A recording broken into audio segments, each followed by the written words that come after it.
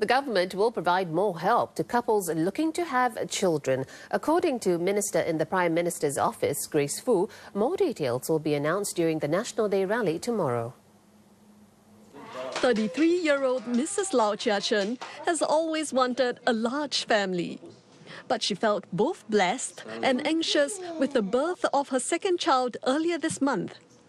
We should be able to provide financially, physically, and also mentally for them.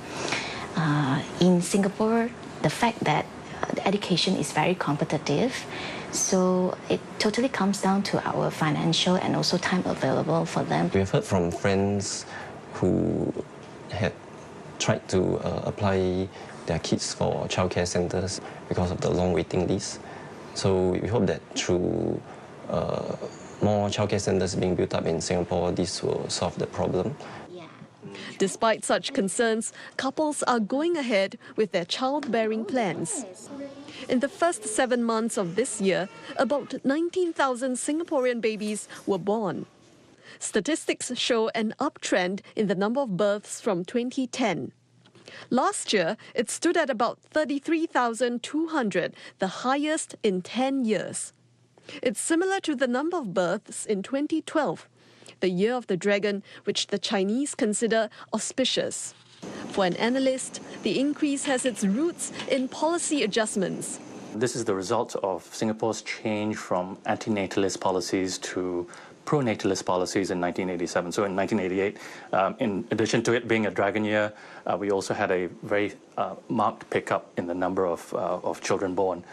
So the girls that were born at that point in time are now getting to the age of 27, 28, and we're now starting to see, correspondingly then, more marriages and therefore more births as well.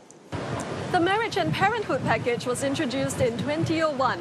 Since then, it's gone through several rounds of enhancements to make Singapore more family-friendly. By doing so, the government hopes to encourage more couples to have children, which will contribute to lifting the country's total fertility rate. This refers to the average number of children born to a woman in her childbearing years. While the figure rose to 1.25 last year, it's still below the replacement rate of 2.1 to maintain population levels.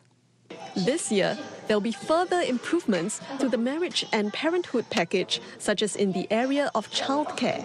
They would prefer the children to be looked after at a more homely environment and perhaps with someone that they're more familiar with, and we'll see how we can support them better.